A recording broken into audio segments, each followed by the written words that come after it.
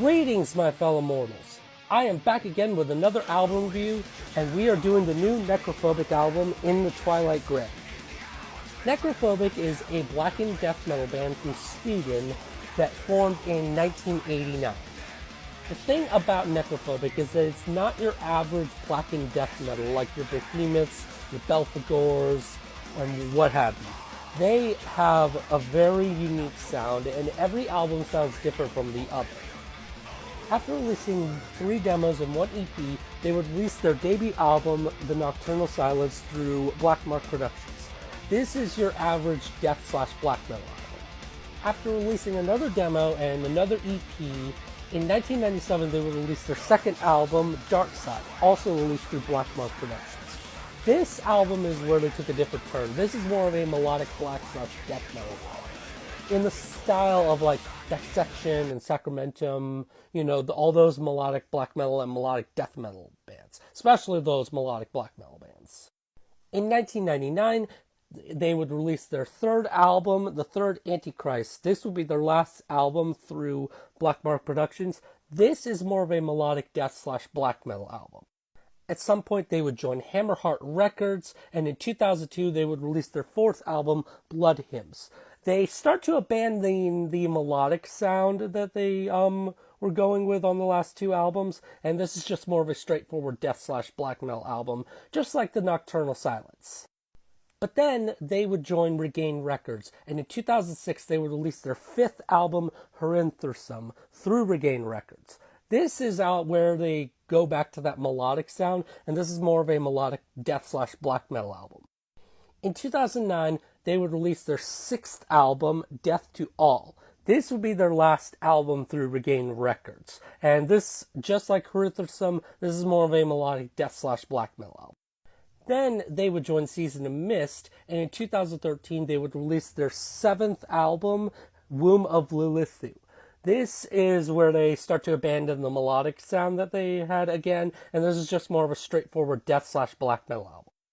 They would then leave Season of Mist and join Century Media Records. And after releasing another EP and some compilations, I believe, in 2018 they would release their 8th album, Mark of the Necrogram. This would be their first album through Century Media Records, and this is where they start to go back into having some black metal elements, and this is more of a melodic black/death metal album.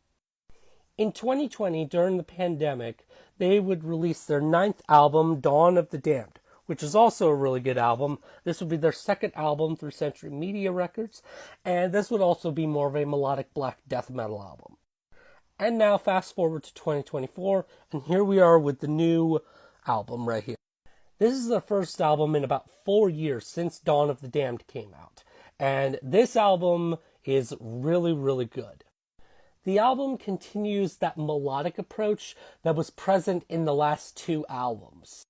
This feels like more of a healthy mix between melodic black metal and melodic death metal, but it is way more of a melodic death/black metal album than the last 2 albums, which were more melodic black death. Anders' vocals are a great mix between the grunty, growly vocals of death metal and the high-pitched, shrieking vocals of black metal. And the riffs are way heavier and more melodic than anything I have ever heard. This is really, really good. My favorite tracks overall are the 3 singles that came out, Grace of the Past, As Storms Collide, Stormcrow, as well as the tracks Mirrors of 1,000 Lakes, and the title track. My highlight tracks would be Clavis in Fury, Shadows of the Brightest Night, and Cast in Stone. And honestly, I don't really have any least favorite tracks. Every single track on this album is really, really good. In short, In the Twilight Grey is Necrophobic's most melodic album to date. From the riffs to the guitar solos, this album just screams melodic death/black metal. And I would rate this album a really, really good 10 out of 10. That is how good this album is. I will later do a ranking video of how I would rank all the Necrophobic albums at some point in the future, but this would rank pretty high. But that's my review. Go check out the album on all platforms. Definitely go get a physical copy. There's CDs and vinyls that are available through Century Media Records. I will warn y'all that that green color variant is very, very expensive, and it doesn't really need to be, but if y'all can afford it, go get it. I'm just going to get a plain black vinyl. And that's the end.